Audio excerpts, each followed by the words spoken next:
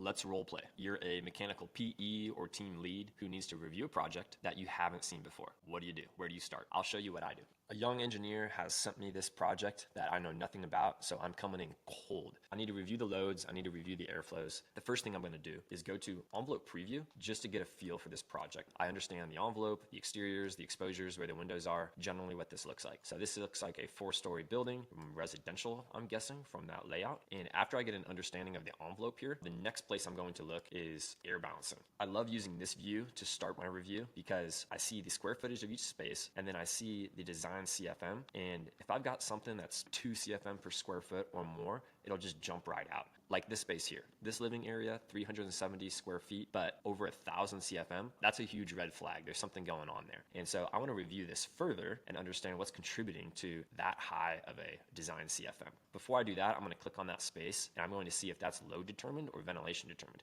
This is showing me that's a load determined CFM. It's not because of some weird ventilation rate, it's my loads. So now I'm going to dig deeper and see what's going on with my loads. For that, I'm going to go to the layout spaces step, because this is where I can look at that space and preview the loads for that space.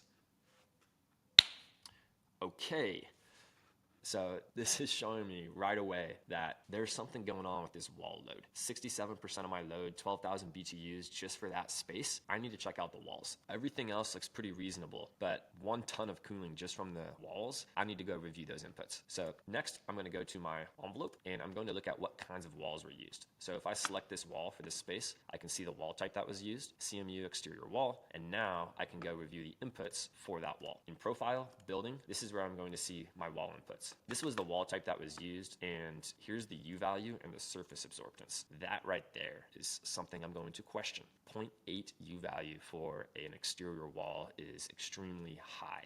For reference, if I were to open this, I could see some reference values for what you might expect for an exterior wall. 0.01 on the very good end, and 0.1, 0.13 even on the high end with minimal insulation. So 0.8 immediately jumps out at me. Another thing I notice here is the surface absorbance is pretty high. 80% is a high surface absorbance. Again, for reference, yes, if it's dark surfaces, asphalt, shingles, black, you can get higher surface absorbance, but most exterior walls, unless it's black CMU, I would expect closer to like 0.5 absorbance. So that's another thing to look at. So now that I've identified that this seems to be an error, maybe it's supposed to be 0.08, I'm going to ask that question.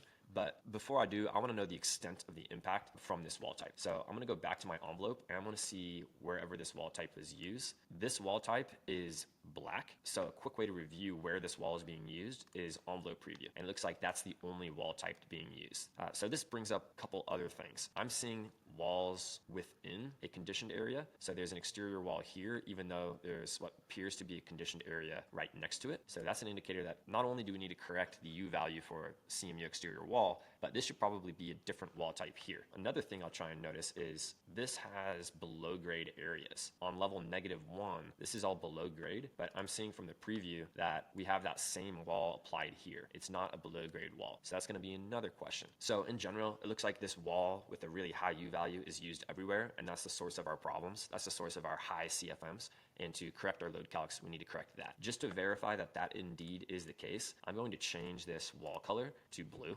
and check the preview again.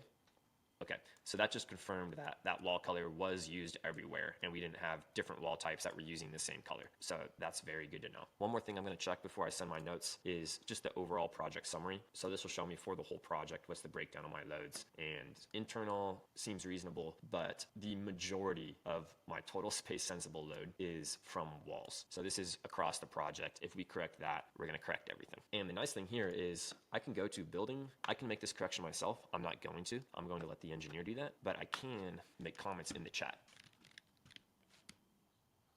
What's cool about this is anyone in the project could be anywhere, and they can open up the chat and they can see my notes. Here's what I said. Check the CMU exterior wall U value and surface absorbance. Is it supposed to be 0.08? And if they wanted to go and make that correction, they could just hit this link and it will take them right to wherever I made that note. So now the engineer can look at that. They can make the correction as needed based on my notes right here. I don't even need to send them an email. So as you can see, with these different views, with this visual interface and really clear inputs, really clear outputs, the review process can be very quick, and it's very easy to navigate a brand new project, even if you're going in cold.